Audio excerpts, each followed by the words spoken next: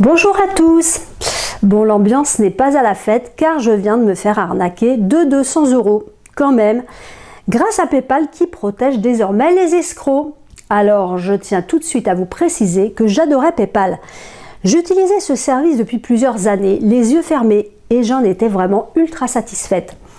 Aujourd'hui, cette belle confiance a connu son terme, j'ai perdu 200 €.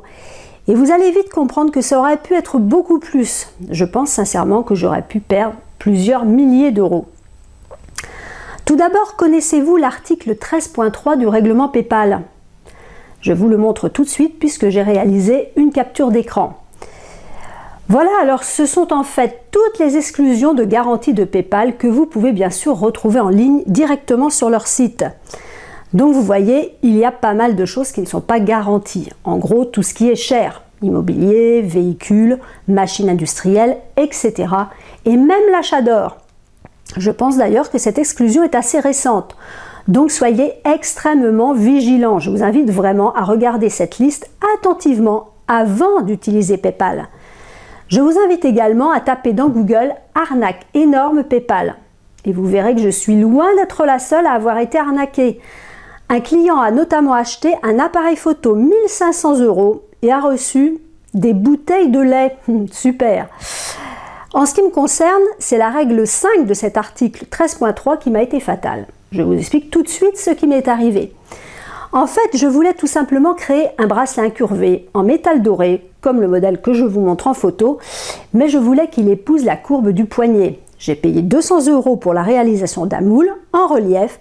Et j'ai bien sûr souhaité recevoir un échantillon avant la commande définitive.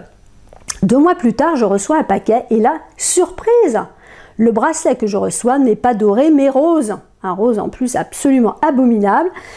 De plus, le bracelet n'est pas incurvé mais plat, donc rien à voir avec ma commande initiale. J'ai payé 200 € pour obtenir finalement la même chose que ce que j'avais déjà, mais en beaucoup plus moche et plat, donc strictement aucun intérêt pour moi.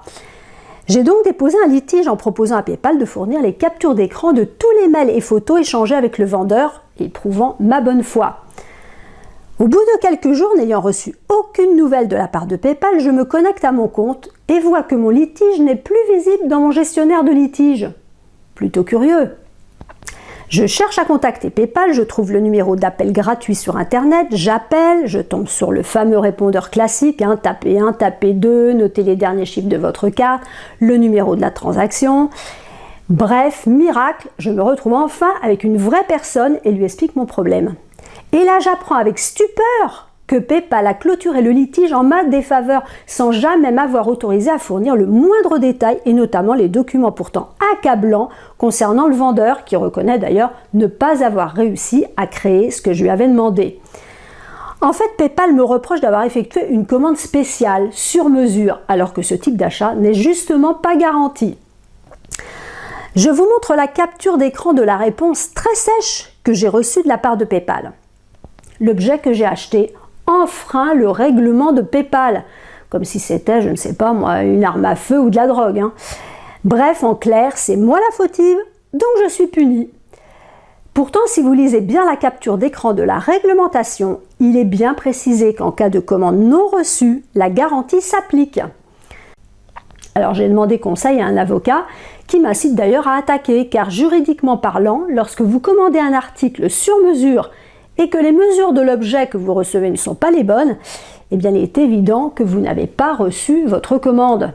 Vous avez reçu autre chose, certes, mais pas votre commande, donc la garantie de PayPal devrait s'appliquer. Moralité de l'histoire, eh bien il n'y en a pas, car pour le moment je n'ai pas été remboursée et le vendeur doit bien s'amuser avec mon argent. Alors depuis, j'essaie de contacter PayPal mais sans succès car à chaque fois que j'indique le numéro de la transaction, leur répondeur m'envoie sur une voie de garage. Je n'ai plus l'occasion de pouvoir m'expliquer directement avec eux. Pire, après cette réclamation, curieusement, je n'ai pas reçu l'enquête de satisfaction PayPal. Comme c'est bizarre. Franchement, si PayPal ne revient pas sur sa décision, cela signifie que les arnaqueurs ont de très beaux jours devant eux, car cette réglementation tout à fait incohérente favorise nettement les escroqueries.